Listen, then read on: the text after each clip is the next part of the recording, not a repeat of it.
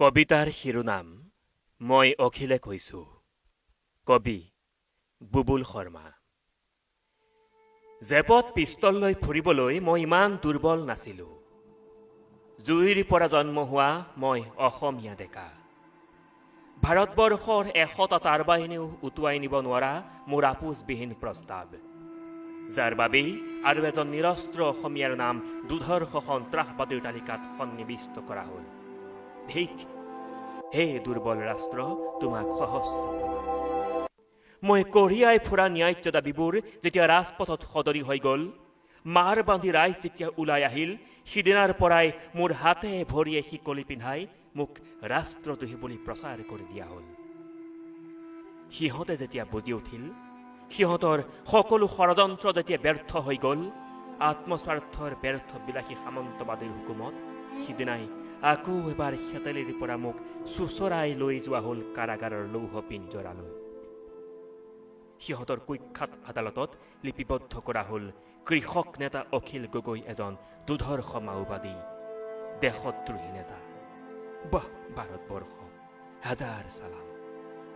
সেই দৃশ্য দেখি সামন্তবাদীসকলে সমস্ত ঘৃণাৰে চিঞৰি উঠিল, go to hell Akhil Gogoi of Assam. সিহঁতে জানে অখিল গগৈৰ পকেটত নিষিদ্ধ পিষ্টল নাথাকিলেও সিহঁতৰ ৰাজপ্ৰসাদ উৰুৱাই দিবলৈ আছে বোমা বাৰুদতকৈও ভয়াৱহ কণ্ঠ আৰু যুক্তি, আৰু আছে প্ৰতিবাদৰ নিৰৱচ্ছিন্ন ভাষা। সিহঁতে ৰাষ্ট্ৰত ঢোল পিটি ঘোষণা কৰি দিলে, অসমীয়াৰ ৰণ চেঁচা হৈ গ'ল, অসমীয়াৰ তেজৰ জুই চেঁচা হৈ গ'ল। কি অট্টহাস্য সিহঁতৰ, থুই। পিছে মোৰ চকুত চকুত হ'বলৈ সিহঁতৰ ভয়। মই জুইৰ পৰা জন্ম লোৱা অসমীয়া ডেকা।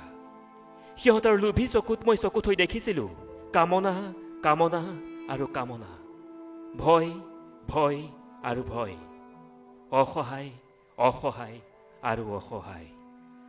যন্ত্ৰণাৰ গৰল পি পি হাউলি নপৰা এটা জাতিৰ সন্তান মই অখিল গগৈয়ে কৈছো। মোৰ দেহত এতিয়াও প্ৰবাহিত চুকাফাৰ তেজ, মোৰ তেজত প্ৰবাহিত এতিয়াও লাচিতৰ তেজ, মোৰ দেহত প্ৰবাহিত এতিয়াও হাজাৰ শ্বহীদৰ তেজৰ বাৰুদ, উত্তপ্ত অগ্নিশিখাৰ দহন। মোৰ তেজত সক্ৰিয় হৈ উঠিছে 10টা আণৱিক বোমাৰ শকতি। সাৱধান সামন্তবাদী সতৰো, সাৱধান। মই অখিলে কৈছো, সামন্তবাদীহঁত এবাৰলৈও নেভাবিবি অখিল নিঃসহায় দিশহাৰা পথিক বুলি।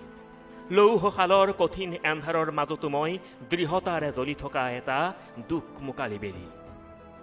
মোৰ বুকুত মাৰ যোৱা নাই খাটি খোৱা মানুহৰ আৰ্তনাদ, বানে ধোৱা গাঁৱৰ বুভুক্ষু আৰ্তি।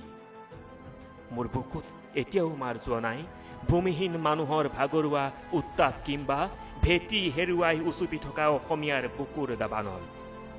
মই সাঁচি থৈছো মোৰ বুকুত শিলতকৈও কঠিন তেজাল কলিজা। মই পাহৰি যোৱা নাই দাসত্বতকৈও প্ৰিয় কৃষক ককাইদেউৰ আত্মহননৰ বীৰগাথাৰ ইতিহাস। মই পাহৰি যোৱা নাই দিনজোৰা পৰিশ্ৰমৰ পিছতো লঘোনে থকা ভাইটোৰ মৰ্ম বেদনা, যাৰ নাঙলৰ ফালে আজিও মোৰ স্বদেশৰ পথাৰত সিঁচি দিছে তেজে বানে ধোৱা সোণোৱালী শস্যৰ গান।